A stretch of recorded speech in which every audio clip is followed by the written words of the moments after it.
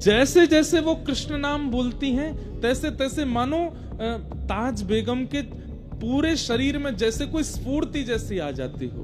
ताज बेगम बोली, मुझे गुरु कैसे मिले? मैंने देखा है लीलावती, शोभावती और जोधाबाई की सत्संग में छुप करके ये भी जाती है। ताज बेगम के जीवन में एक चीज का आपको अनुभव होगा कि इनको ठाकुर जी ने बहुत वियोग नहीं दिया। मैं क्या करूं, बार बार मेरे प्राण निकलने को होते हैं, मुझे वृंदावन चाहिए, मुझे व्रज चाहिए। आपको नहीं पता है पर मैं आपको बता देता हूं, आपकी जो गृहिणी है ताज, इसमें जन्म सिद्ध भक्ति के गुण हैं। ग्रंथ में वर्णन आता है कि ताज बेगम का स्वभाव था, वो भले ही मुस्लिम कुल में जन्मी लेकिन उनके मन में दया का भाव था। वो कभी भी अवसरों पर, इनके उत्सवों पर जो भी मांस आदि खाने का प्रकरण होता था वो नहीं खाती थी, बल्कि लड़ती थी अपने पिताजी से। पिताजी, एक जीव को मार करके हम कैसा उत्सव मना रहे हैं, हम कौन से भगवान को प्रसन्न कर रहे हैं? जो एक जीव की मृत्यु स्वीकार कर रहा है वो परमात्मा एक दिन हमारी मृत्यु भी स्वीकार कर लेगा। ऐसे परमात्मा को हम कैसे भजन कर सकते हैं? पिताजी इस बात से बहुत लड़ती थी अपने घर में, दया की भावना थी, इसलिए गोपीनाथ जी को भागे। छोटी सी ताज बेगम मंदिर में प्रवेश कर गई। यहां बाहर बैठे मधु पंडित जी को अचानक से पता चला, उस समय किसी का भी मंदिर में गैर हिंदुओं का प्रवेश वर्जित था। क्यों? क्योंकि रूप बदल करके भीतर मंदिरों में जाते थे गैर मुस्लिम, और मंदिर में प्रवेश करके गर्भगृह में मांस के टुकड़े फेंक के आते थे, अपवित्र करे आते थे। और एक बात और बताऊं, हमारे यहां अपरस का नियम ज्यादा नहीं था, सबको मंदिर में जाने का अवसर मिलता था और सबको ठाकुर जी की कम से कम दहली तक प्रणाम करने का अवसर मिलता था। लोग ही कितने जाते थे? दिन भर में 40 लोग चले जाएं, 20 लोग चले जाएं, बहुत बड़ी बात। सबको ठाकुर जी की दहली तक, कहीं कहीं तो ठाकुर जी के चरण छूने तक का अधिकार था। मुगलों के बाद जब अपवित्रता इन्होंने फैलानी प्रारंभ की, तब अपरस की स्थिति, सबको नीचे ही रुकना है, ऊपर कोई नहीं आएगा, पुजारी जी को कोई नहीं छुएगा, ऊपर कोई नहीं, ये सब नियम बन गए।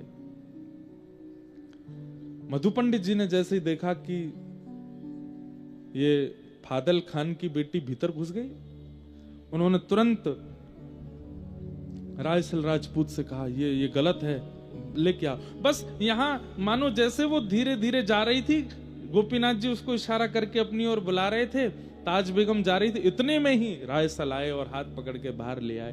वो कहती रही कि वो मुझसे कुछ कह रहे थे, वहां कोई है अंदर, लेकिन किसी ने उनकी नहीं सुनी, ले गए।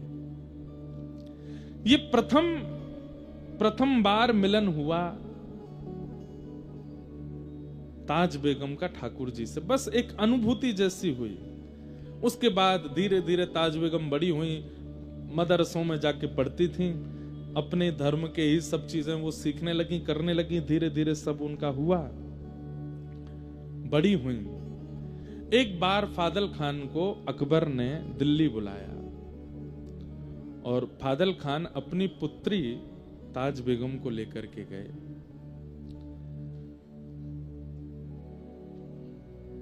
जैसे ही सभा में ताज बेगम पर अकबर की दृष्टि पड़ी, और वो जिस काम से बुलाया था वो काम वाम तो सब भूल गए। उसने फादल खान से कहा, हम तुम्हारे सब काम करवाएंगे, जो तुम कहोगे सब कर लेंगे, तुम्हारी जो जो हिसार में तुम चीजें चाहते हो, ये करवाना है वो करवाना है, और भी तुम्हारा सब हम करने को तैयार हैं, पर बदले में हमें कुछ चाहिए। बोले क्या? तुम्हारी पुत्री को हम अपनी बेगम बनाना चाहते हैं। फादल खान सुन करके बहुत चक्का रह गया, बोले कि महाराज आप मेरी पुत्री से विवाह करेंगे? बोले हाँ। उसके लिए तो मानो जैसे परमात्मा प्रकट होके बोल रहे हो कि अपनी पुत्री मुझे दे दो, अकबर कह रहा है। फादल खान बोले कि मौलवी से दिन निकलवाने की भी जरूरत नहीं महाराज, जिस दिन आप कहो तब ब्याह कर दूंगा। और बादशाह अकबर ने ताज बेगम के साथ विवाह किया। सुंदर तो वो बहुत थी और बादशाह लोग यही देखते थे, इसके अलावा उनका कोई, उनकी तो अनेक पत्नियां होती थी। ताज बेगम के साथ विवाह कर लिया, लेकिन अकबर के यहां 3 कृष्ण प्रेमी थे जिनका संग ताज बेगम को मिला। पहला जोधाबाई, जो कि अकबर की राजपूताना एक पुत्री हैं, जो कि श्री कृष्ण का भजन करती ही थी, जोधाबाई। दूसरी थी बीरबल की बेटी शोभावती, जो अकबर के महामंत्री बीरबल हैं, उनकी बेटी शोभावती ये गुसाई श्री विठलनाथ जी की शिष्या थी, जिन्होंने श्रीनाथ जी को प्रकट किया। ऐसे श्रीमद वल्लभाचार्य जी महाराज के पुत्र हुए गुसाई विठलनाथ जी, उनकी शिष्या थी बीरबल की पुत्री शोभावती। ये जोधाबाई की सेवा में रहती थी, ठाकुर जी की सेवा में। और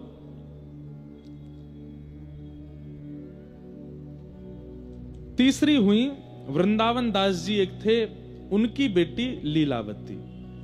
ये तीन अकबर के महल में कृष्ण भक्ता थीं, और ये पूरे महल के सब कार्यों से बस छुप छुपा करके एकांत में तीनों इकट्ठी होती थीं। और यहां शोभावती गुसाई जी से जो कथा सुन के आती थी, वो जोधाबाई को और लीलावती को बैठ करके सुनाती थी। एक दिन एक कोने में बैठ करके कथा चल रही थी, और शोभावती कथा सुना रही थी वृंदावन उद्धव प्रसंग। श्री उद्धव जी वृंदावन गए हैं, व्रज गोपियों की सुध लेने के लिए वृंदावन गए हैं।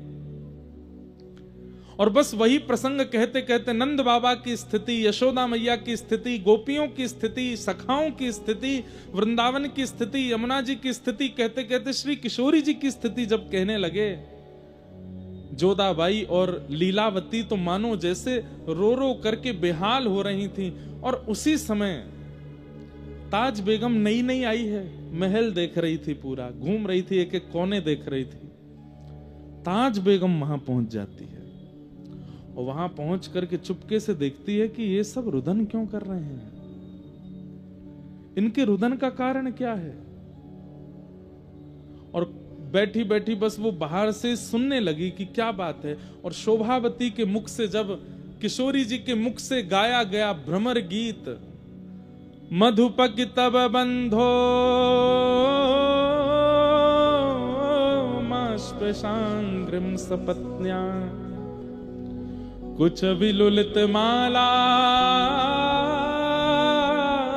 कुंकुमश्मश्रुभिर्न बहतु मधुपतिस्तन्मानिनी नाम प्रसादम यदु सदसि विडम्ब्यम यस्य दूतस्त्वमित्रिक। श्री किशोरी जी उद्धव जी से कह रही हैं, अरे उद्धव, उद्धव को नहीं कह रही हैं, एक भौरे से कह रही हैं, अरे भौरे, तू एक पुष्प से रस लेता है और उस पुष्प से रस लेने के बाद फिर उस पुष्प को छोड़ के दूसरे पुष्प पर चला जाता है, दूसरे पुष्प का रस लेता है, वहां से फिर तीसरे पुष्प पर चला जाता है। तू एक पुष्प का कभी नहीं रहता, तू अनेकों का रहता है। ऐसे ही तेरे जैसा दिखने वाला वो कृष्ण है। हम ब्रज की सब गोपियों के मध्य में रास रचाया, हम सबसे प्रेम की डोर बांधी, और अब हमें छोड़ के मथुरा चला गया। तुझ में और उसमें कोई अंतर नहीं है, तुम एक से ही हो। क्या बिगाड़ा था शूर्पणखा ने त्रेता युग में, जब ये कृष्ण राम बने थे, तब विवाह करने के लिए इनके सामने आई थी, उसके नाक कान काट दिए। अरे इनकी शरण में आने वालों के साथ ही ऐसा ही व्यवहार करते हैं। किशोरी जी उस भ्रमर को डांट रही हैं, और सब सखियां बैठ के सुन रही हैं। ये कथा शोभावती सुना रही है जोधाबाई और लीलावती को, और बाहर बैठी बैठी सुन रही हैं ताज बेगम। जैसे जैसे वो कृष्ण नाम बोलती हैं, तैसे तैसे मानो ताज बेगम के पूरे शरीर में जैसे कोई स्फूर्ति जैसी आ जाती हो। अचानक से कृष्ण कृष्ण कृष्ण कहते जब किशोरी जी आर्तनाद करने लगी, रुदन करने लगी, और ये बात जब शोभावती सुना रही थी, तो मानो जैसे बाहर बैठी हुई ताज बेगम का मन स्थिति ऐसी विचलित होने लगी। तभी वहां पास में रखे किसी वस्तु का स्पर्श हुआ, जोर की आवाज हुई, भीतर का जो ध्यान था वो टूट गया। उठ करके लीलावती बाहर गई तो देखा वहां पर मूर्छा अवस्था में पड़ी है ताज बेगम। तीनों उसको लेकर के भीतर आए। शोभावती बोली, ये स्थिति तो किसी अत्यंत प्रेमी की होती है। नेत्रों में आंसू हैं, मुख कंपायमान हो रहा है, शरीर पूरा ज्वर से चढ़ रहा है, ये स्थिति इसकी कैसे हो गई? हे जोधाबाई, मुझे लगता है कि ताज बेगम कहीं ना कहीं किसी ना किसी रूप में हमारी प्रियतम से जुड़ी हुई है, तभी ऐसी स्थिति इसकी बनी है। ये प्रेम पुलकित लक्षण सामान्य रूप से किसी के अंदर प्रकट नहीं होते जो इसके अंदर प्रकट हो रहे हैं। जल का छिड़काव किया। ताज बेगम जब होश में आई, पूछा, तुम ऐसी क्यों हो गई थी? ताज बेगम कहती है, आप जो यहां बैठ करके सुना रही थी, मुझे नहीं पता वो कौन है, मुझे नहीं पता उद्धव कौन है, मुझे नहीं पता वो गोपियां कौन है, ये वृंदावन, ये मथुरा, ये सब क्या है। बस मुझे एक बात याद है कि मैं बाल्यकाल में अपने पिता के साथ वृंदावन गई थी और वहां मैंने एक झांकी देखी थी। शोभावती बोली, थोड़ा बताओगी कैसी झांकी? बोला, हाँ, वो झांकी तो मुझे आज भी अनुभव होती है। कैसी झांकी थी? बोले, सिर पर मुकुट धारण था, कमल जैसे सुंदर नेत्र थे, मधुर मुस्कान थी, ऐसे भुजा में वंशी धारण की हुई थी, पीतांबरी पहनी हुई थी और पैर कुछ टेढ़े से धारण कर रखे थे, सीधे नहीं खड़े थे वो, और मुझे अपनी ओर इशारा कर रहे थे। शोभावती, जोधाबाई और लीलावती तीनों सुनकर के रुदन करने लगी और बार बार ताज बेगम को हृदय से लगाने लगी। अरे, तुम तो चुनी हुई हो, तुम तो पहले ही स्वीकार कर ली गई हो। ताज बेगम बोली, मैं नहीं जानती इन सब के बारे में ज्यादा, पर पता नहीं क्यों आपके मुख से वो बात सुनना, आप लोगों की यह स्थिति देखना, मुझे मन कर रहा था कि आप शांत ना हो और मैं उसे सुनती रहूं। आप जब वर्णन कर रही थी, मेरे चित्त में अपने आप प्रकट हो रहा था कि कोई नदी बह रही है, सुंदर सुंदर वृक्ष वल्लरियां हैं, सुंदर पर्वत हैं, और वहां नील कांति का कोई व्यक्ति घूम रहा है, उसका मुख नहीं दिख रहा था। ये सारे अनुभव होना सामान्य बात नहीं थी एक जोधाबाई के लिए, जो मदरसों में पढ़ी है, जिसने पूर्ण रूपेण संपूर्ण मुस्लिम भावों को अपने जीवन में रखा है। वो कैसे अनुभव कर सकती है इन बातों का? ठाकुर जी ने चुना है मुझसे। अब तो 3 से 4 हो गई और शोभावती, लीलावती, जोधाबाई जब जब कीर्तन भजन करती हैं, ताज बेगम बैठ करके सुनती और सुन के खूब रोती। लेकिन ताज बेगम अकबर को इतनी प्रिय थी, वो ज्यादा देर अपने से दूर उसको रहने नहीं देते थे, और ये घूम घूम करके आती और बस इनसे योजना बनवाती कि कैसे भी मुझे उनसे दूर लाओ। जोधाबाई के ठाकुर जी का उत्सव होता, ताज बेगम खूब उसमें आनंद करती। यही कथाओं की श्रृंखला चलती गई और चलते चलते कुछ समय वर्ष निकल गया।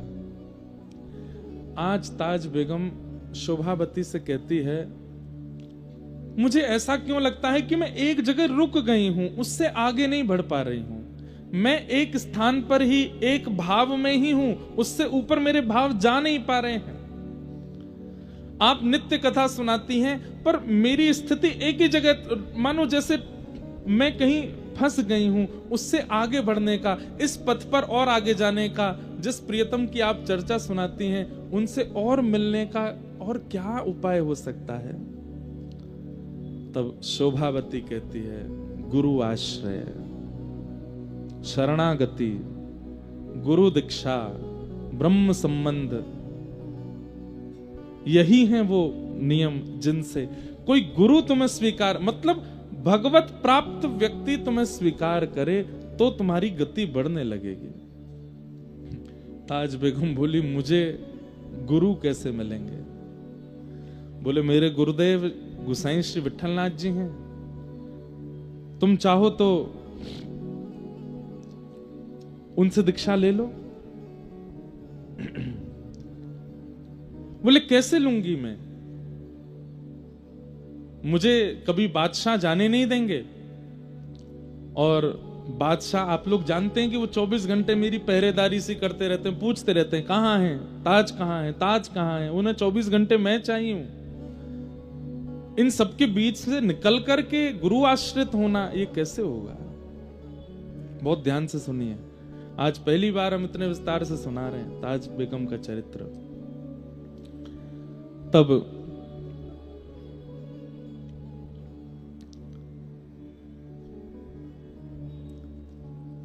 लीलावती शोभावती ने कहा, पत्र लिखो और पत्र में गुरुदेव से ही पूछो कि इसका समाधान कैसे हो। तब ताज बेगम ने एक पत्र लिखा और पत्र लिख करके गोसाई श्री विट्ठलनाथ जी को भेजा। उस पत्र में लिखा कि मैं ऐसे ऐसे, ताज बेगम मेरा नाम है, मैं अकबर की पत्नी हूं, मेरे लिए बहुत दुष्कर है कृष्ण भक्ति करना, पर मैं फिर भी करती हूं, मुझे क्या क्या अनुभव होते हैं वो सब लिखा। अंत में कहा, गुरुदेव मैं बस आपकी दीक्षा ग्रहण करना चाहती हूँ, उसके लिए मुझे मेरे पति को अपने वश में करना है, उनको वश में करने के लिए कोई टोना टोटका बताओ। गोसाई श्री विट्ठलनाथ जी ने जब पत्र देखा और पत्र में जिन जिन भावों की स्थिति उसने बताई थी उससे वो समझ गए थे। बोले इसने नहीं चुना है ठाकुर जी को, ठाकुर जी ने चुना है इसे। बंधुओं, महीने 2 महीने में अधिकतर वृंदावन के स्वप्न आना, बार बार यमुना जी का दर्शन होना, बार बार वृंदावन रज की स्मृति होना, बार बार व्रजवासी और ब्रज के रसिक संतों का स्वप्न में आना, अनायास ही बिना किसी प्रयोजन किसी प्रयास के व्रज से कोई सामग्री घर आ जाना। और जब जब आप अपना फोन भी देखो या कुछ भी, मतलब ये कोई कोइंसिडेंस जैसा हो कि जब जब आप कुछ भी आधुनिक यंत्र भी खोलते हैं तो कोई व्रज की चर्चा या व्रज का भाव ही सुनाई देता है। और इसमें सबसे विशेष है कि स्वप्नावस्था, आपकी निद्रा अवस्था में व्रज बार बार आपके चित्त में आता है, तो कहीं ना कहीं गुरु या गोविंद के द्वारा आप स्वीकार किए जा चुके हो, ये उसका प्रमाण है। ताली तो आपने ऐसे बजाई जैसे सबको स्वप्न आता है वृंदावन का, नहीं। महीने में 1 बार आ गया, 2 महीने में 2 बार आ गया, ये नहीं, बार बार आता है, बार बार स्मृति होती है वृंदावन की। कुंज गलियों का अनुभव होता है, कभी निधिवन राज का दर्शन, कभी वृंदावन के श्री सेवा कुंज का दर्शन, कभी श्री राधा रमन लाल जी का दर्शन, कभी राधा वल्लभ जी का दर्शन, और नहीं तो वहां के रसिक संतों का दर्शन, वहां के ब्रजवासियों का दर्शन। और वृंदावन भी आज वाला वृंदावन नहीं, या वो वाला वृंदावन नहीं जो आप पहले देख करके आए हो, भीड़ भाड़ है, लोग बाग मार काट मची है दर्शन की, नहीं। एक अलग सी अनुभूति होती है, परम शांत, परम सौम्य, परम शीतल वृंदावन का अनुभव स्वप्न में बार बार होता है, या जिस धाम पर आपकी निष्ठा है वहां का अनुभव होता है। तो गुरु गोविंद के द्वारा आप स्वीकार किए जा चुके हो, बस बताइएगा नहीं किसी को, होने दीजिए, होने दीजिए उस अनुभूति को, बार बार होने दीजिए उस चिंतन को। थोड़ा जागृत अवस्था में नियम बना लीजिए, व्रज रज लगाया कीजिए, थोड़ा नाम जप बढ़ा दीजिए, गुरुदेव के द्वारा प्रदत्त मंत्र बढ़ा दीजिए, ठाकुर जी की सेवा बढ़ा दीजिए, बीच बीच में वृंदावन, ये सब गोपनीय रूप से करना है, बताइए मत, होने दीजिए उस अनुभव को। एक दिन वही अनुभव एक ऐसी स्थिति पर ले जाएगा जिस स्थिति की प्राप्ति के लिए तरसते हैं वैष्णव जन। बस एक चीज का ध्यान रखना है, रस बतावे से रस घटे, बताना नहीं है। तो जब पत्र में लिख करके गोसाई जी से पूछा कि ये मेरी स्थिति है, अंत में लिखा कोई टोना टोटका बताइए जिससे मेरे पति मेरे वश में हो जाएं और ये मुझे आपके शरणागति लेने की आज्ञा दे दें। तो हंस करके एक ताम्र पत्र पर कुछ लिखा और उसको एक ताबीज में डाल करके काले कपड़े से बांध करके और गोसाई विट्ठलनाथ जी ने भिजवा दिया अकबर के पास। ताज खां के हाथ जब वो पड़ा तो बोले कि ये ताबीज भेजा है गोसाई जी ने और लिख दिया था कि इसको अपने पति के गले में बांध दो। ताज खां से प्रेम तो करता ही था अकबर। गई और जाकर के पति से कहा, देखो आपको नजर ना लगे, आपको कोई इतने, आप युद्ध में जाते रहते हो, आपकी सुरक्षा के लिए मैंने एक ताबीज बनवाया है, आपको पहना दूं। वो प्रेम तो इतना करता है, अरे तुम जो चाहे को लाओ पहना दो, गले में पहना दिया।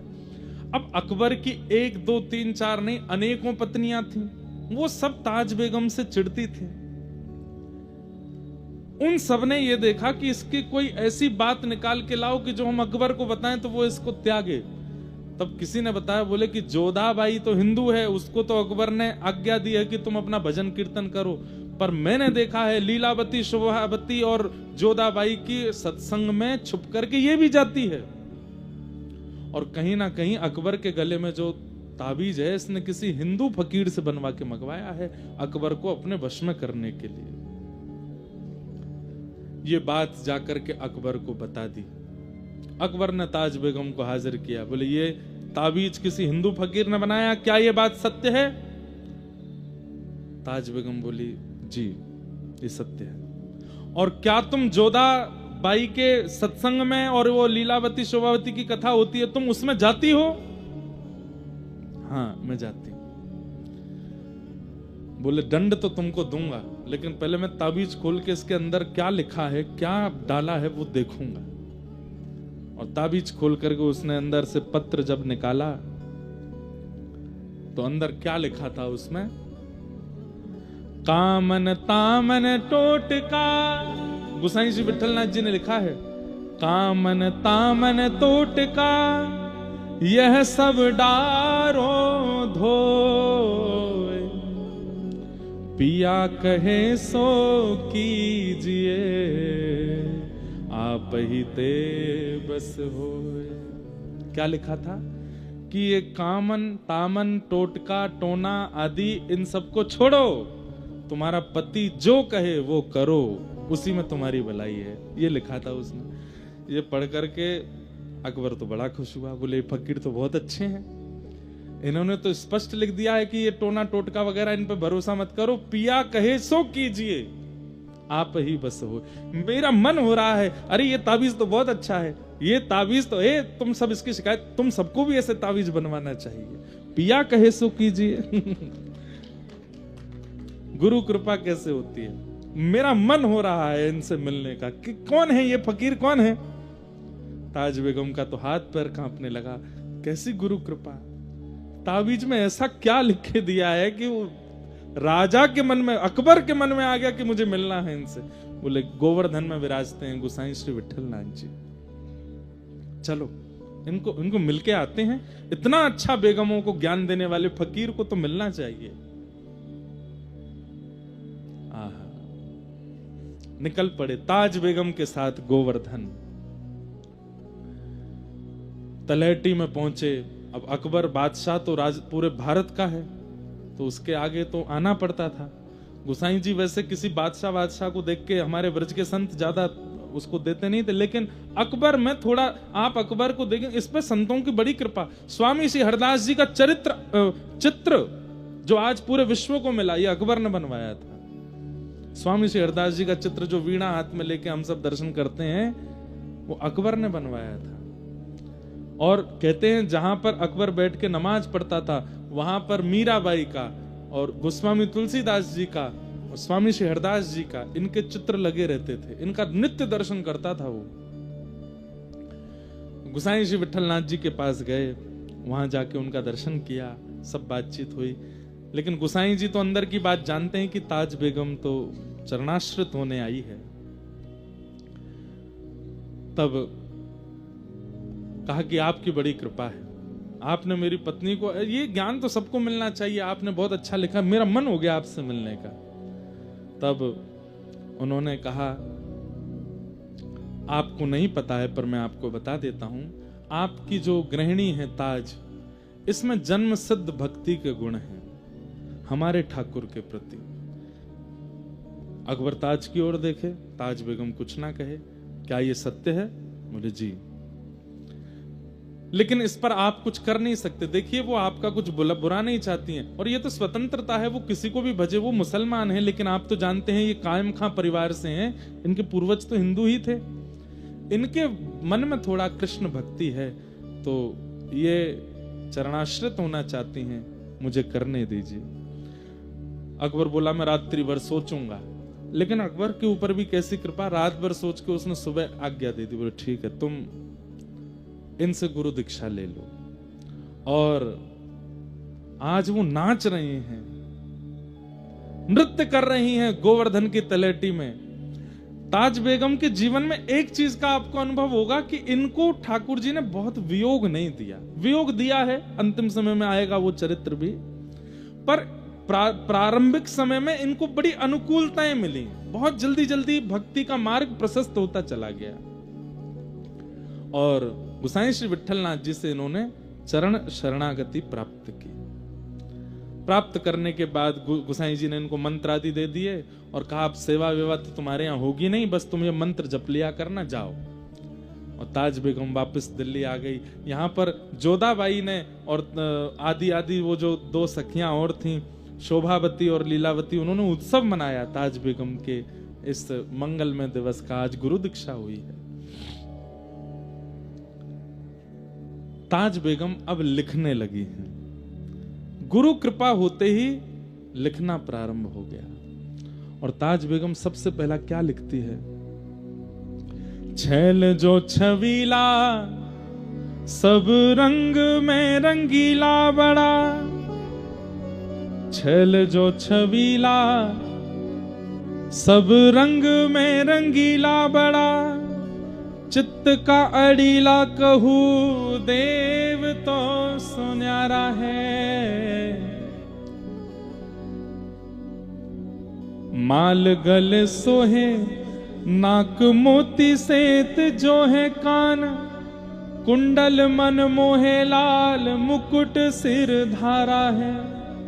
दुष्ट जन मारे सब संत जो उबारे ताज, चित्त में निहारे प्रण प्रीत करवारा है। नंदजू को प्यारा जिन कंस को पछाड़ा, वह वृंदावन वारा कृष्ण साहिब हमारा है।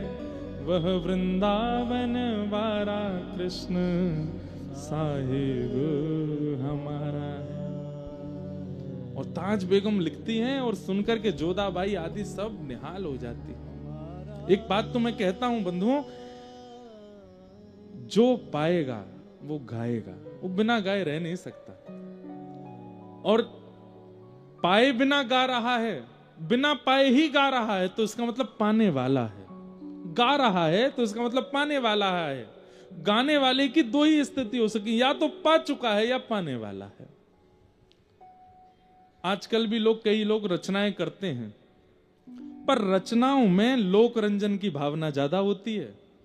लोक रंजन की भावना, ये रीझ जाएं, ये रीझ जाएं। कई बार हम भजन गायकों को भी देखते हैं, बड़े बड़े मंचों पर आते हैं, तो गाते समय ठाकुर जी का स्तवन नहीं कर रहे होते, वो लोगों को देख रहे होते। देखा शब्द पर, मैंने देखो क्या लिखा, मैंने ये शब्द कैसे लिखा। वो लोक रंजन की भावना आ जाती है उनके चित्त में। लोक रंजन के लिए तो बड़े बड़े कवि भी लिखते हैं, लेकिन ठाकुर जी के रंजन के लिए ठाकुर जी की कृपा से ही लिखा जाता है। कितने सुंदर शब्द लिखे हैं। गोसाई श्री विट्ठलनाथ जी का कभी कभी दर्शन करने के लिए जाती थी। एक दिन गोसाई विट्ठलनाथ जी ने परीक्षा ले ली। बोली कि सुनो, तुम भजन करती हो? बोले हाँ। बताओ श्रीनाथ जी को देख करके तुमको क्या अनुभव होता है? ठाकुर जी का दर्शन करके तुमको क्या अनुभूति होती है? वहीं बैठ करके आंसू कवि बन गई हैं ताज बेगम, वहीं बैठ करके लिख दिया है। क्या गा रही हैं? ध्रुव से प्रहलाद, गजग्राह से अहिल्या देखी, शोर और गीधियों विभीषण जिन तारे हैं। पापी अजामिल सुर हरि रैदास कहूं, नानक मलूक ताज तुलसी के प्यारे हैं। धनी नाम देव दादू सदना कसाई जान, गणिका कबीर मीरा सेन उर धारे हैं। जगत को जीवन जहान बीच नाम सुनो, राधा के वल्लभ कृष्ण वल्लभ हमारे हैं। राधा के वल्लभ कृष्ण वल्लभ हमारे। हे नाथ, हे गुरुदेव, मुझे इनके प्रति वल्लभ की स्थिति होती है। राधा के वल्लभ ये हैं और हमारे वल्लभ कृष्ण हैं। मुझे इनमें ऐसा लगता है कि ये मेरे प्रियतम हैं। अच्छा, एक बात और स्पष्ट कर दूं, गोसाई विठलनाथ जी मंदिर में नहीं ले जाते ताज बेगम को, बाहर मिलते हैं मंदिर से। और ताज बेगम भी साजवाज के साथ आती है, भाई रानी है, लेकिन वह भी इतनी मर्यादा जानती है, कभी नहीं कहती कि मुझे अंदर ले चलो, बाहर ही बैठ के मिलते हैं गोसाई जी उससे। एक खिड़की है, वहां से दर्शन करती है। आज गुरुदेव से कहती है, अब मैं रह नहीं पा रही हूं दिल्ली में, मैं क्या करूं, बार बार मेरे प्राण निकलने को होते हैं, मुझे वृंदावन चाहिए, मुझे व्रज चाहिए, मैं यहां से दूर नहीं रह पाऊंगी। गोसाई जी ने कुछ नियम बताए, बोले इनका पालन किया करो। अब यहां अकबर को भी अनुभूति हो रही है कि धीरे धीरे धीरे धीरे ताज बेगम जो है ये हमारे वश में नहीं है। इसकी स्थिति अब ऐसी होती जा रही है कि वो दिखने लगी है। 4-5 मौलवियों ने आकर के अकबर से कह दिया, अकबर, हमने महल में सुना है कि एक हिंदुवानी आपकी मुगलानी जो है वो हिंदुवानियों का प्रचार करती है, वहां हमने सुना है विठलनाथ जी से दीक्षा लेके आई है, ऐसा ऐसा कुछ। तो अकबर कहते नहीं नहीं ऐसा कुछ नहीं। बोले अगर ऐसा है तो ये आपकी राजगद्दी के लिए बहुत घातक है। अगर ये बात पूरे भारत के मुसलमानों को पता चलेगी तो आपके प्रति श्रद्धा खत्म हो जाएगी। अकबर को लगने लगा कि जोधाबाई तक तो ठीक है, लेकिन ताज बेगम की खबर अगर बाहर फैल गई कि वो कृष्ण भजन करती है, कथा सुनती है, तो मेरे प्रति अश्रद्धा हो जाएगी। तो एक दिन ताज बेगम से बोलते हैं, देखो तुम बार बार वृंदावन मत जाया करो। ताज बेगम बोली, देखिए मैं वृंदावन के बिना रह नहीं सकती, अब मैं वृंदावन के बिना रह नहीं सकती, अब मुझे जाना है और मैं आपसे प्रार्थना कर रही हूं, मुझे रोकिए मत, नहीं तो मेरा देह रह जाएगा, प्राण निकल जाएंगे। मैं बस आपसे एक ही चीज मांगी, हर महीने मुझे वृंदावन जाने दिया कीजिए, मैं वृंदावन के बिना अब रह नहीं सकती।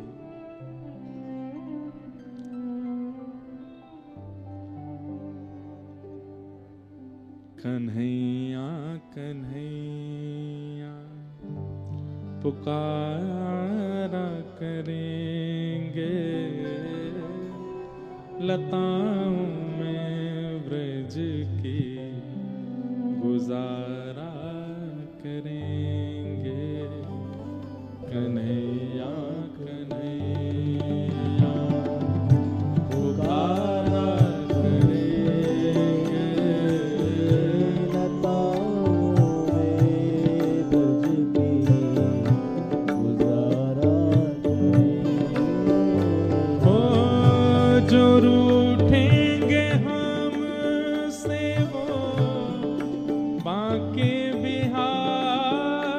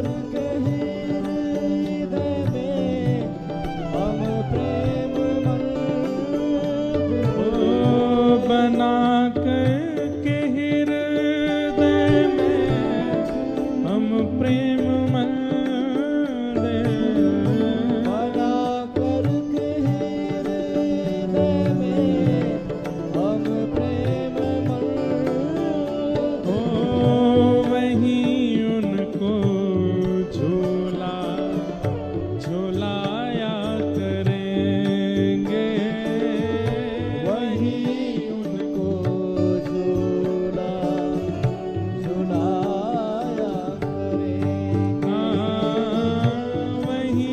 उनको झूला झूलाया करेंगे, वहीं उनको झूला झुलाया कन्हैया कन्हैया पुकारा करेंगे, लताओं में ब्रज की गुजारा करेंगे, कन्हैया कन्हैया पुकारा करेंगे, लताओं में ब्रज की गुजारा और हाँ उन्होंने नचाए हैं ब्रह्मांड सारे, उन्होंने नचाए हैं ब्रह्मांड सारे, उन्होंने नचाए हैं ब्रह्मांड सारे, उन्होंने नचाए हैं ब्रह्मांड सारे, मगर अब उन्हें हम नचाया करेंगे, मगर अब उन्हें हम नचाया करेंगे, ओ मगर अब उन्हें हम नचाया करेंगे, मगर अब नचाया कन्हैया कन्हैया पुकारा करेंगे, लताओं में ब्रज की गुजारा करेंगे, कन्हैया कन्हैया पुकारा करेंगे, लताओं में ब्रज की गुजारा, वृंदावन वृंदावन वृंदावन रहो रे, हे वृंदावन वृंदावन वृंदावन चलो रे, हे वृंदावन की गलियों में राधे राधे कहो रे, गलियों में राधे राधे कहो रे, हाँ वृंदावन की गलियों में राधे राधे कहो रे, वृंदावन की गलियों में राधे राधे कहो रे, श्री वृंदावन वृंदावन वृंदावन रहो रे, श्री वृंदावन वृंदावन वृंदावन कहो रे, हे वृंदावन की गलियों में राधे राधे कहो रे, श्री वृंदावन की गलियों में श्यामा श्यामा रटो रे,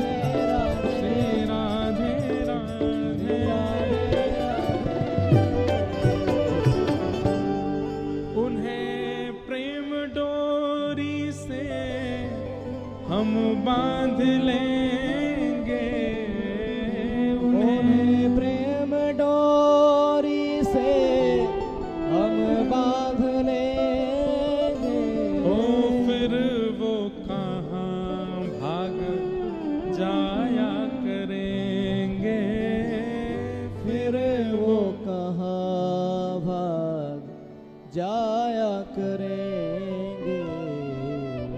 कन्हैया कन्हैया पुकारा करेंगे, लताओं में ब्रज की गुजारा करेंगे। कन्हैया कन्हैया बैठ जाओ। पुकारा करेंगे, लताओं में ब्रज की गुजारा करेंगे। और ताज बेगम की स्थिति देख करके अकबर ने यह निर्णय ले लिया कि बाकी सब मेरी पत्नियां तो दिल्ली रहेंगी, ताज को मैं आगरा के किले में रखूंगा। और ताज बेगम को लेकर के आगरा चले गए ताकि बाकी मुसलमानों की नजरों से ये दूर रहे, क्योंकि जिस स्थिति में जा चुकी है वहां से निकल नहीं पाएगी। और वहां से वृंदावन भी पास है, जब इसका मन होगा चली जाया करेगी। कुछ दिन अकबर पास रहे, फिर अकबर बोले अब देवी मुझे काम है, मैं जा रहा हूं वापस दिल्ली, तुम यहीं रहो, ये पूरा महल तुम्हारा, जब मन किया करे वृंदावन चली जाया करो। ऐसे अनुकूल पति मिलना भी बहुत मुश्किल है, और वो भी अकबर जैसा पति ऐसा मिल गया। ये भी विठलनाथ जी ने कुछ जादू किया होगा जरूरी अकबर पे, तो वो ऐसा हो गया। और ताज बेगम अब वृंदावन जाती हैं, लेकिन मंदिरों में प्रवेश नहीं है, बाहर से ही प्रणाम कर लेती हैं। कभी इस मंदिर का, अब पहले बड़ा दलबल चलता था, धीरे धीरे उस दलबल को कम कर दिया, कुछ कम कर दिए, सैनिक कम कर दी, कुछ पालकियां कम कर दी, हाथी घोड़े कम कर दिए। पूरे वृंदावन में रसिकों को बड़ा कष्ट होता था ताज के आने से। धीरे धीरे ताज बेगम गुप्त चुप्त बस मुंह बदल बदल करके जाती है और ठाकुर जी का अनुभव करती है। वृंदावन में बस घूमती हैं, दर्शन करने का अधिकार तो है नहीं उनके पास। उस समय गोविंद देव जी प्रकट हुए थे, श्रीनाथ जी प्रकट हो चुके थे, मदन मोहन जी प्रकट हो गए थे, गोपीनाथ जी प्रकट हो गए थे, राधा रमण जी प्रकट हो गए थे। राधा वल्लभ जी और बिहारी जी के प्रकट की समय की बात है, संभवतः सप्तनिधि प्रकट हो ही गए होंगे। गोविंद देव जी ये नित्य जाती थी। गोविंद देव जी का मंदिर कहाँ है वृंदावन में? रंगजी मंदिर के सामने लाल पत्थर का मंदिर है, खूब विशाल मंदिर था। वहां की गोविंद देव जी की बड़ी मधुर मधुर कथाएं। हमारे वृंदावन के सप्तनिधियों के प्रथम ठाकुर हैं गोविंद देव जी। तो गोविंद देव जी जाती, गोपीनाथ जी जाती, जिनको इन्होंने बचपन में देखा था, तो वही बाहर से दर्शन करती। तो बाहर से दर्शन करने में क्या होता कि दर्शनार्थी इतने खड़े होते, तो कभी तो ठाकुर जी की पीताम्बरी ही दिखती, कभी ठाकुर जी की वंशी ही दिखती, कभी ठाकुर जी की भुजा ही दिखती, कभी बस मुकुट ही दिखता। मुखमंडल सालों तक इतनी भीड़ के कारण मुखमंडल दिखता ही नहीं था। खूब देर खड़ी रहती, हल्की सी झलक आती और फिर कोई आ जाता सामने, पर ये बाहर से ही दर्शन करती थी,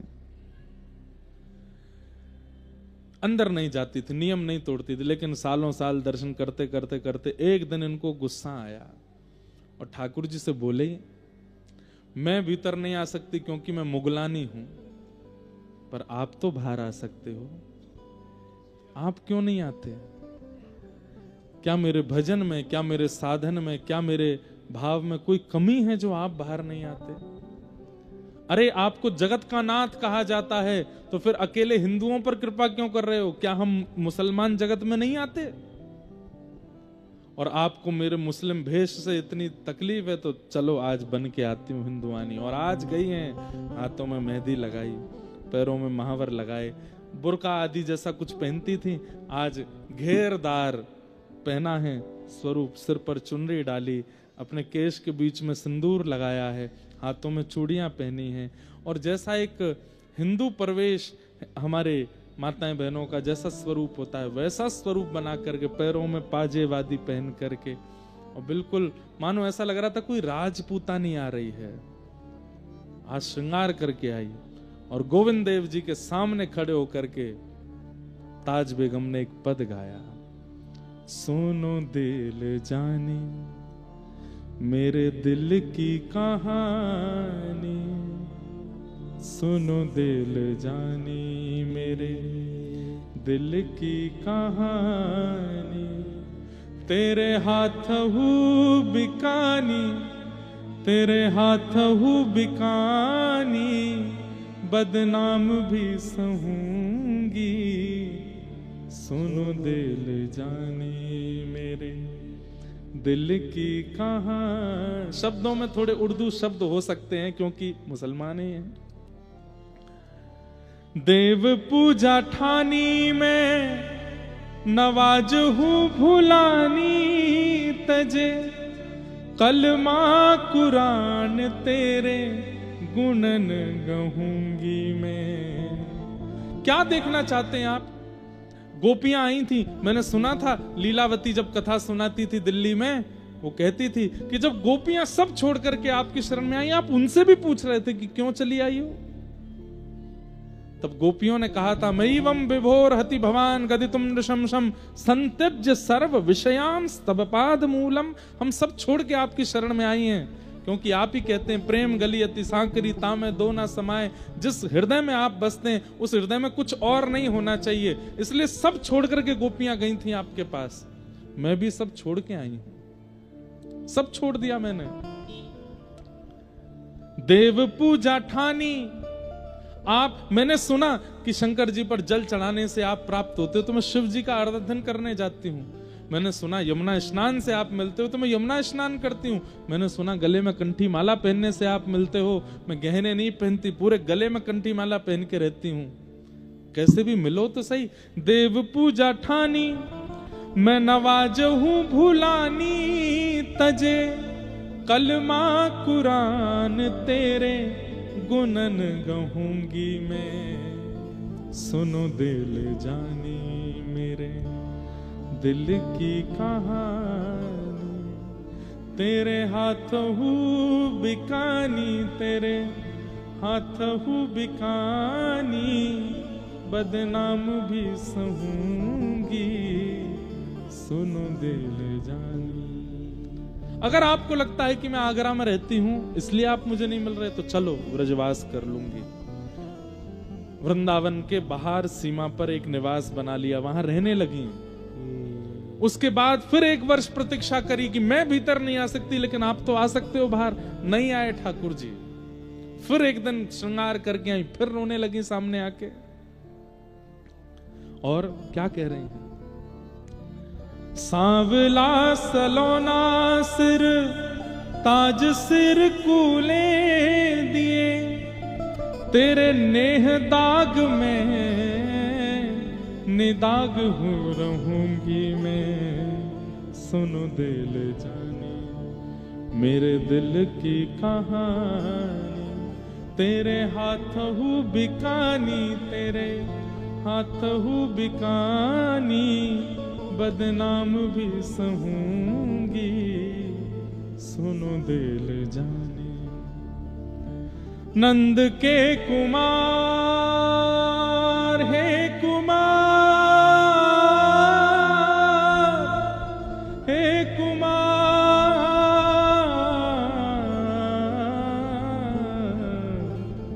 नंद के कुमार कुर्बान तेरी सूरत पे, हूँ तो मुसलमानी हिंदुआनी हो रहूंगी मैं। आज से सिंदूर भरूंगी, हाथों में चूड़ी पहनूंगी, महावर लगाऊंगी। जैसे आपको हिंदू प्रिय है तो मैं हिंदू बन के रहूंगी।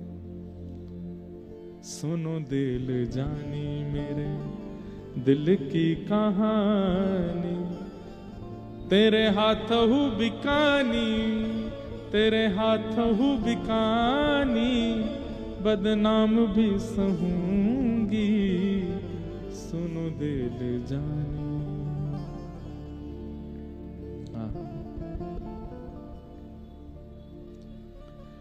कहत सहजादी ठाकुर कभी सौंपे कर, वृंदावन छोड़ अब कितहु न जाऊंगी, सुनो दिल जानी मेरे दिल की कहानी। सालों साल रोज जाती हैं गोविंद देव जी और यही पद गाती हैं गोविंद देव जी के सामने बैठ के। देखती हूं आप हटीले हो तो मैं आपसे ज्यादा हटीली हूं, कब तक नहीं आओगे बाहर मुझसे मिलने।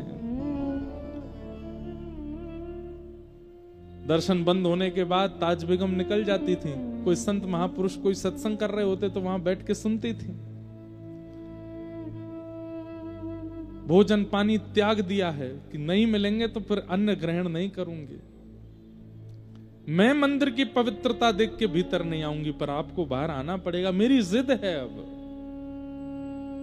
तभी एक दिन अचानक से मानो ताज बेगम को रात्रि यमुना पुलिन पर जिस कुटिया में रहती थी वहां पड़े पड़े स्मरण हुआ कि अरे लीलावती ने कथा में सुनाया था कि सब ब्रज गोपिकाएं अपने घर छोड़ करके जब इनसे मिलने के लिए गई तो ये मिले और उनके साथ रास किया और फिर अंतर्ध्यान हो गए। और अंतर्ध्यान होने के बाद जैसी अभी मेरी स्थिति है, मैं पेड़ों से बात करने लगती हूँ, मैं यमुना जी से बात करने लगती हूँ, मैं जल थल किसी का विचार ना करके सबको चैतन्य मान के चर्चा करती हूँ, सबसे पूछती हूँ कहाँ मिलेंगे श्याम सुंदर। यही स्थिति तो गोपियों की हुई थी। फिर क्या किया था उन गोपियों ने, क्या बताया था लीलावती ने? अरे उसने बताया था यमुना तट पर श्री किशोरी जी की शरण ग्रहण की थी और किशोरी जी की शरण ग्रहण करने पर गोपी गीत गाया था। और तब श्याम सुंदर ताशाम आविर्भूत सौरी स्मय माय मुखाम्बुज पीतांबर दर्श रघवी साक्षान मनमत प्रकट हो गए थे ठाकुर जी। अरे मैं किशोरी जी के पास तो गई ही नहीं अभी तक। तब ताज बेगम बरसाना जाती है और श्री जी के महल पर नहीं चढ़ती है, बस नीचे से ही पुकार रही है श्री जी को, नीचे से ही शिकायतें कर रही है, मैंने सब छोड़ दिया, सब त्याग दिया, देखिए ना आपके वल्लभ कितना सताते हैं हमें। हे किशोरी जी, आपकी कहानी लेकर के, आपकी आशा लेकर के आज फिर जा रही हूं, कह दो, समझा दो इन्हें, मिले मुझसे। बंदी बनूंगी राधा रानी महारानी जुकी, तुर्किन बहाए नाम गोपिका रखूंगी मैं, सुनो दिल जानी मेरे दिल की कहानी, तेरे हाथ हूँ बिकानी, तेरे हाथ हूँ बिकानी, बदनाम भी सहूंगी, सुनो दिल जानी। और आज किशोरी जी को प्रणाम करके गई, गोविंद देव जी के सामने जाकर के गाने लगी, लेकिन आज भी ठाकुर जी नहीं आए, रोती बिलखती चली गई अपनी कुटिया में। आज 4-5 दिन हो गए, कुछ खाया पिया नहीं है और बस अब सोच लिया अब इनके पास भी नहीं जाऊंगी। किशोरी जी भी इनसे ही मिल गई हैं, वो भी कोई कृपा नहीं कर रही हैं और पड़ी पड़ी बस बोली अब बस यहीं प्राण त्याग दूंगी, अपने इस देह को अंत कर दूंगी। और सुन लो हे गोविंद देव, सुन लो मेरी बात, तुमसे कह करके जा रही हूं, यहीं यमुना जी के तट पर वृंदावन में तुम्हारा दर्शन करते हुए आज प्राण त्याग दूंगी मैं अपने। इस जन्म में नहीं मिलोगे तो अंत में आपका स्मरण करते हुए, वृंदावन का स्मरण करते हुए, यमुना जी का स्मरण करते हुए जब प्राण त्यागूंगी तो अगले जन्म में वृंदावन वासिनी बन करके आऊंगी, फिर तुम्हें प्राप्त करूंगी, छोड़ूंगी नहीं। एक बार आ गई हूं शरण में, अब नहीं छोड़ूंगी। शायद मेरे मुसलमान होने से ही तुमको दिक्कत है, तो मैं ब्रजवासिनी बन करके आऊंगी। बस इसी विरह में यमुना जी और सबसे प्रार्थना कर रही है, मेरे प्राण ले जाओ, अब नहीं जीवित रहना।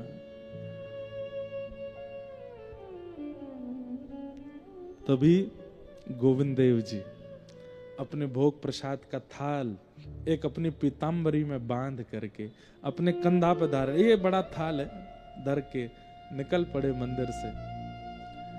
अर्धरात्रि का समय है, चंदन की सौंधी सुगंधी आ रही है, ताज बेगम के नेत्र खुल नहीं रहे हैं, भूखी प्यासी है कितने दिनों से। अरे बड़े बड़े उसमें रही है, राजशाही तरीकों से रही है, भूखा रहने का अधिकार उसको अभ्यास नहीं है। प्यास के कारण जीव सूख गई है, कंठ सूख गया है, प्राण निकलने की स्थिति में है। और उसी समय देखती है कि किसी ने दरवाजे पर दस्तक दी है। चंदन की सुगंधी से पूरी कुटिया महक उठी है। और तभी द्वार खुलता है।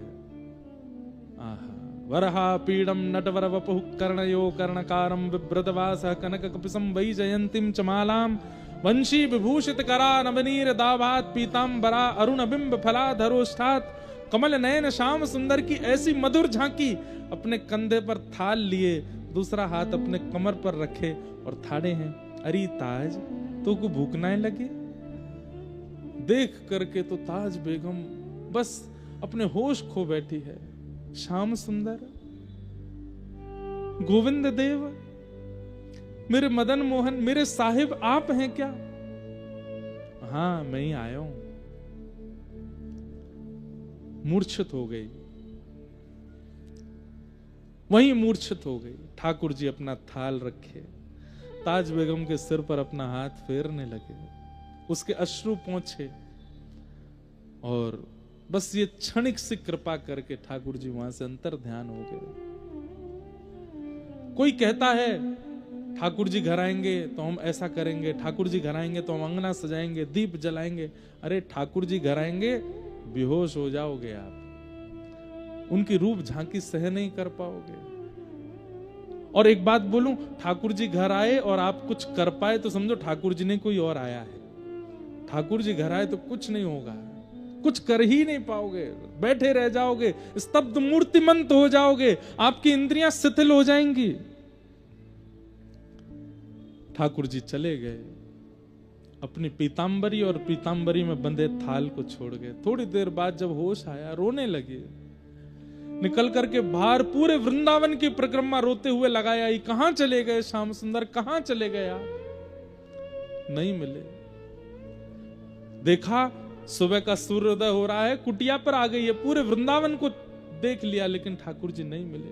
तब अपनी कुटिया के बाहर उस रज को बार बार अपने अंग से लगाती, यहीं तो खड़े थे, ऐसे ही तो ठाड़े थे, और उस थाल को अपने कंधे पर उठाती है, ठाकुर जी की तरह ठाड़ी हो जाती है, ऐसे ही तो ठाड़े थे, वह आकृति बनाने लगती है। पीतांबरी को हृदय से लगा लेती है, बार बार उसको कभी मुख से लगाती है, हृदय से लगाती, हृदय से लगाती है। थाल में रखे प्रसाद को खूब प्रेम से पाती है, यमुना जल पान करती है, और वहीं से किशोरी जी को प्रणाम करती है। आज तक बरसाने नहीं गई थी तो नहीं आए, हे श्यामाजू कल आपकी शरण में आई तो देखो नंदन नंदन थाल लेकर के आए, मुझे पवाने के लिए आए। बस अब कुछ नहीं चाहिए, बस ये दर्शन अवलोकन हो गया और कुछ नहीं चाहिए। बस अब एक ही आश है, मुझे ले जाइए, मैं अब नहीं रह सकती इस संसार में। यमुना जल से थाल को पहुंच करके किसी के हाथ मंदिर भिजवा दिया। मंदिर के पुजारी ढूंढ ही रहे थे थाल कहां चला गया। जब थाल आया और पीतांबरी रखी देखी तो बोले कहां से लाए हो? बोले ताज बेगम के यहां से। पुजारी जी ने आके ताज बेगम से पूछा थाल तुम्हारे पास कैसे आया? बोले कि क्या मेरी सामर्थ्य है लाने की? नहीं तो कैसे आया होगा समझ जाइए। आप सुबह गए थे तो क्या मंदिर ताला खुला हुआ था? बोले नहीं। तो सोच जाइए कैसे आया था। पुजारी जी को ये बात समझ आ गई और उन्होंने जाकर के पूरे वृंदावन में ये बात फैला दी कि श्री ठाकुर जी ताज बेगम के यहां जाते हैं।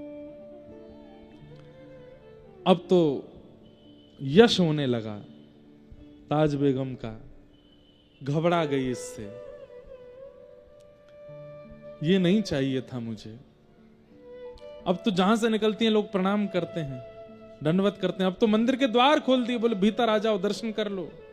ताज बेगम कहती नहीं, ये सब नहीं चाहिए था। आधी रात में ही वृंदावन छोड़ करके महावन चली गई, गोकुल के पास।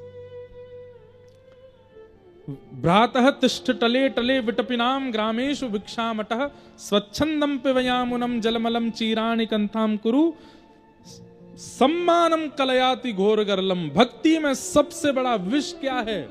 बहुत सम्मान मिलना। मिलना दोष नहीं है, उस सम्मान को ग्रहण करना ये बहुत बड़ा विष है। भक्ति घटेगी। हमसे पूछिए कितना अपने आप को बचाना पड़ता है, इतना सम्मान देते हैं, इतना सब कुछ मिलता है, नहीं स्वीकार करना, मतलब उनको तो दिखाना पड़ता है कि सब स्वीकार है, पर मन से उसका त्याग करना पड़ता है, नहीं तो भक्ति में शून्यता आ जाएगी। आधी रात निकल पड़ी और महावन चली गई ताज बेगम, और वहां जाकर के बस कृष्ण गोविंद का नाम गुणगान करती। अब एक बहुत सुंदर पद है, मुझे याद नहीं है, लेकिन उसकी अंतिम पंक्ति याद है। अब ताज बेगम बहुत सुंदर सुंदर पद रचना करने लगी है, अब हिंदी भाषा में करने लगी है, हिंदी से भी ब्रज भाषा में करने लगी, अब उर्दू शब्दों का प्रयोग नहीं करती है। तब होली का समय आया और वहीं महावन में एकांत में अपनी कुटिया में बैठी बैठी ताज बेगम मानसी चिंतन करती है ठाकुर जी का, और तब धमार का पद उन्होंने गाया, जो आज भी श्रीनाथ जी में धमार जब होली के पद आते हैं तो वो पद गाया जाता है। बहुरी ढप बाज रहे, इस प्रकार से वो पद है ताज बेगम का। तो उस पद की रचना कर रही थी ताज बेगम, और उस पद में सब वर्णन कर रही थी, कैसे रंग उड़ रहे हैं, कैसे वीर उड़ रहे हैं, कैसे सब गोपियां रंग खेल रही हैं, नंद बाबा की स्थिति, यशोदा मैया की स्थिति, ग्वाल बालों की स्थिति और सब गायों की स्थिति, व्रज का पूरा वर्णन करते हुए इतते आई कुंवर राधिका उतते कुंवर कन्हाई, और जैसे कुंवर कन्हाई का वर्णन किया, ठाकुर जी की झांकी देखी, अचानक से वो बस देखती जा रही हैं, लिखती जा रही हैं, अचानक से ठाकुर जी फेंट में गुलाल भर के लाए थे, और अचानक से रंग रंगित ठाकुर जी फेंट के गुलाल को अपने कंधा पे धारण करके, और वही मुद्रा जो पहली बार ताज बेगम ने देखी थी, हाथ में थाल है और एक हाथ कमर पर है, मंद मुस्का के पूछ रहे हैं तो भूख ना लगी, बस वही झांकी पुनः ठाकुर जी ने प्रकट कर दी मानसी में। और यहाँ पद लिख रही हैं, वो पद लिखते लिखते अचानक रुक गई, अब इस रूप का कैसे वर्णन करूं, ठाकुर जी मंद मंद देख रहे हैं, तभी ताज बेगम को दिखाई देता है कि उस होली में ताज भी खड़ी है, और ताज का हाथ जाकर के ठाकुर जी ने पकड़ा, ला करके होली के भीतर जैसे ही प्रविष्ट कराया है, ताज बेगम के प्राण वहीं छूट गए। आधा ही पद लिख पाई हैं, पूरा नहीं हो पाया था, वहीं बस कलम रखी रह गई ताज बेगम की। आज भी वो पद गाया जाता है, उस पद की रचना पूरी नहीं हुई थी, थोड़ी सी रह गई थी। तो बोले फिर क्या हुआ, उस दिन पूरे व्रजमंडल ने एक आकाशवाणी सुनी, ताज बेगम के प्राण निकलते ही अंतिम पंक्ति जो थी वो ठाकुर जी ने लिखी, निर्तत आवत ताज के प्रभु गावत गीत धमार। और ये आकाशवाणी में सबने सुना, जो ताज बेगम की स्थिति को जानते थे, ताज बेगम की कुटिया के आसपास ही रहते थे, उन्होंने जब ये आकाशवाणी सुनी, इतने मधुर स्वर में कोई बोले हैं, निर्तत आवत ताज के प्रभु गावत गीत धमार। जैसे ही भीतर प्रवेश करके देखा किसी सज्जन ने, तो देखा ताज बेगम मूर्छा अवस्था में पड़ी हैं, नब्ज देखी, श्वास देखी तो प्राण जा चुके हैं, हाथ में कलम थी और एक पद रचना हो रही थी, पद की ओर देखा तो उसमें पूरा पद था और अंतिम पंक्ति लिख रही थी, निर्तत आवत, बस इसके आगे नहीं लिख पाई थी। तब उन्होंने नेत्रों में आंसू भराए, ठाकुर जी ने आकाशवाणी करके पद को पूरा किया, निर्तत आवत ताज के प्रभु गावत गीत धमार। और श्री ताज बेगम को ठाकुर जी अपनी नित्य लीला में प्रवेश कराकर, आज भी ताज बेगम की समाधि है महावन में, बड़े बड़े सिद्ध लोग जाते हैं और वहां जाके श्री ताज बेगम जी को प्रणाम करते हैं। ऐसी ताज बेगम जिन्होंने ठाकुर जी को प्रियतम मान करके, उनके प्रति पति भाव रख के, इतने विपरीत परिस्थिति परिवार में जन्म लेकर के भी लेकिन विश्वास अटल करके ठाकुर जी को मैं फिर कहूंगा, आप अपने व्यवहार स्वभाव का निर्माण अच्छा कर लीजिए। आप ठाकुर जी को नहीं स्वीकार करो, ठाकुर जी आपको स्वीकार करेंगे। आप तो केवल अपने स्वभाव का निर्माण, विचारों का निर्माण, व्यवहार का निर्माण अच्छा करो, ठाकुर जी आपको स्वीकार करेंगे। ये बात निश्चित है। ताज बेगम मुसलमान परिवार में जन्मी, अकबर की पत्नी बनी, इतनी विपरीतताएं होते हुए भी ठाकुर जी ने उनको स्वीकार किया। साधन नहीं था उनके पास, नाम जप नहीं था उनके पास, केवल व्यवहार था, विचार था, स्वभाव था, जिससे गुरु भी मिले और गोविंद भी मिले। दोनों की प्राप्ति हुई। ऐसी ताज बेगम के मंगल भाव को हम प्रणाम करते हैं, बार बार वंदन करते हैं। लेकिन एक मूल बात, जिनकी कृपा से ताज बेगम को